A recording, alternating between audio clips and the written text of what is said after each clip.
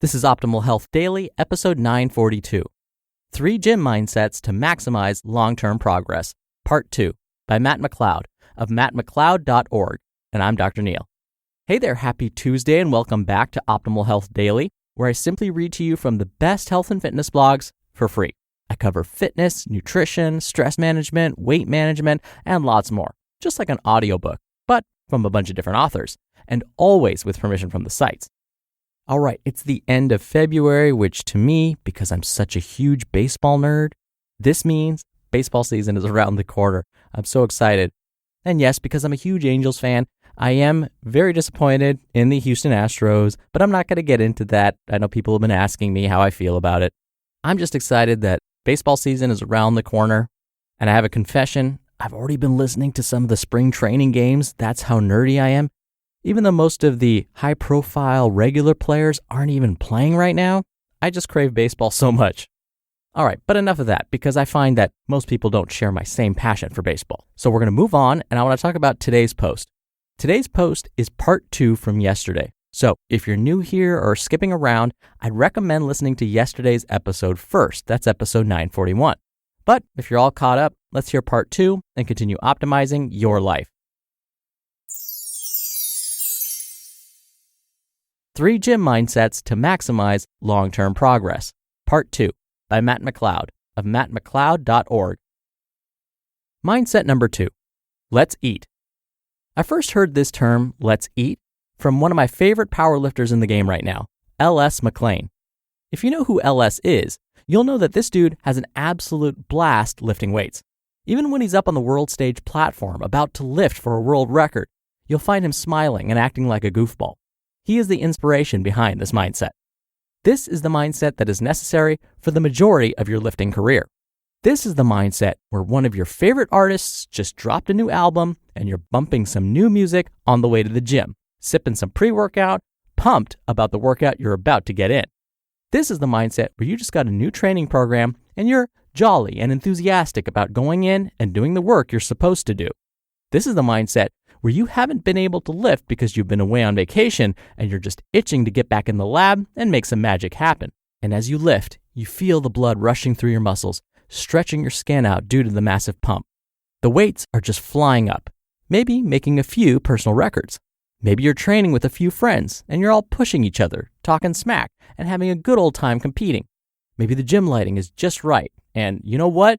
You got your favorite workout clothes on and you're looking fine as heck. It's just pure jubilation to be lifting weights during this mindset. It's this mindset and these type of workouts that keep you going back to the gym. It's what causes you to be slightly obsessed with the gym in the first place. You can see and feel the progression. And progression is addictive. This is the sweet spot you want to aim for. In this mindset, you're probably around a 7 to 9 out of 10 on the effort scale. It's the most sustainable mindset and usually accounts for 75% of my total workouts for the week. So maybe 2 to 4 workouts.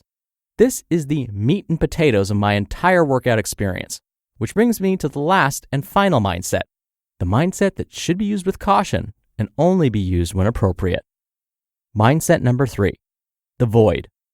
Some of you may hear about this mindset and think, this is what I do when I lift.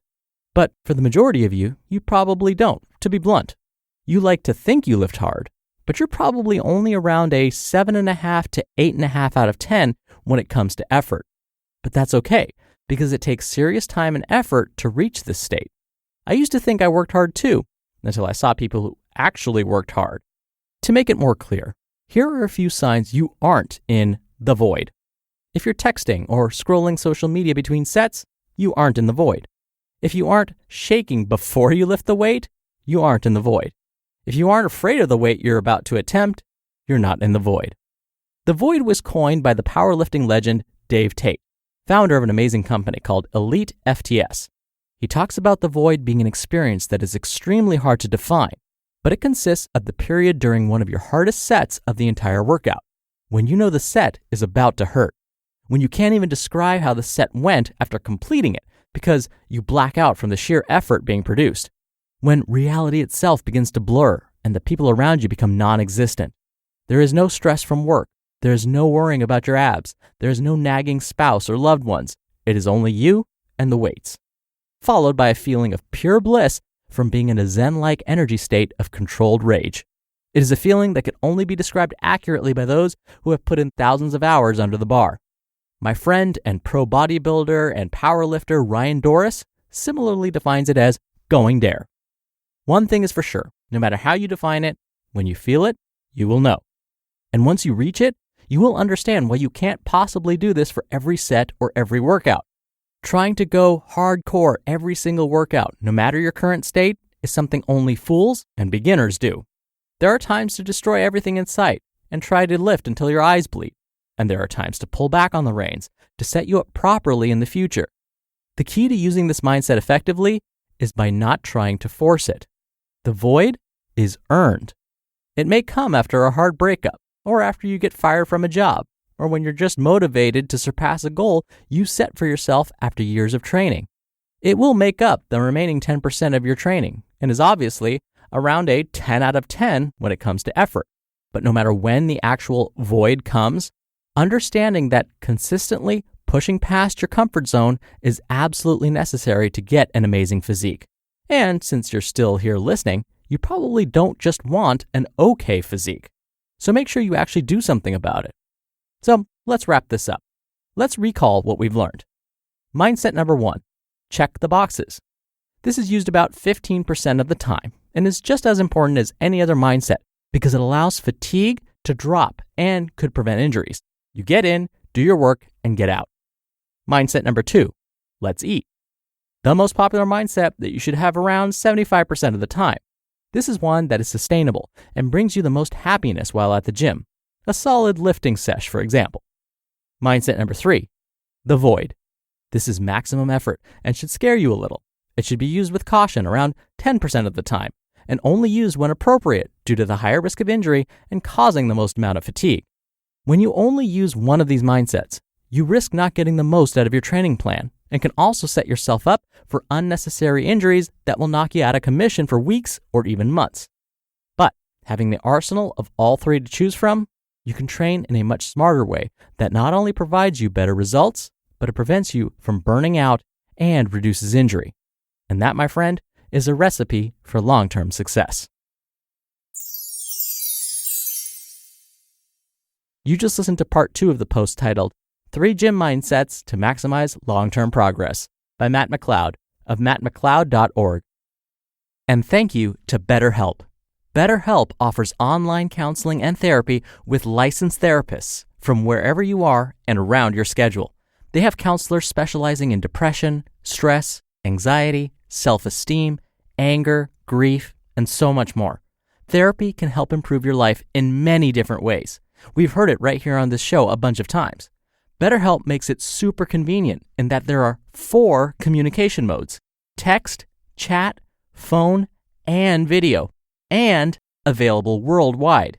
You can start communicating in under 24 hours. Anything you share is confidential, and it's not a crisis line. This is professional counseling and therapy with licensed therapists, which is super important, but actually affordable, with financial aid available. Best of all, it's a truly affordable option. Optimal Health Daily listeners get 10% off your first month with discount code OHD.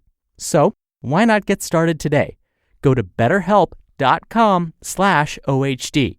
Simply fill out a questionnaire to help them assess your needs and get matched with a counselor you'll love. That's betterhelp.com/OHD. Dr. Neil here for my commentary. Yesterday, I was sharing a personal story where I was trying to be in the void more often than I should, and that led to at least a couple of different injuries. Those injuries set me back for sure. I had to relearn how to do a pull-up. I actually had to relearn how to do a push-up as well. I had to stop deadlifting and squatting for at least a month, and looking back, I wish I had access to these 3 mindsets back then. Maybe I wouldn't have gotten injured, or at least not as severely. But here's the thing. That doesn't mean I've stopped pushing myself past the point of my comfort zone. I still do that, and I hope you do too. And what I would say to otherwise healthy people when I would give them training advice, I would say once in a while, at least once a week, you should feel exhausted walking back to your car after your workout. This doesn't have to happen every time, but I like Matt's 10% rule. So 10% of the time, as you're walking back to your car after your cool down, that walk should feel exhausting. Now you know you've done that 10 out of 10 max effort type of workout. And that means tomorrow may be either an easy day or a rest day, but you've earned it.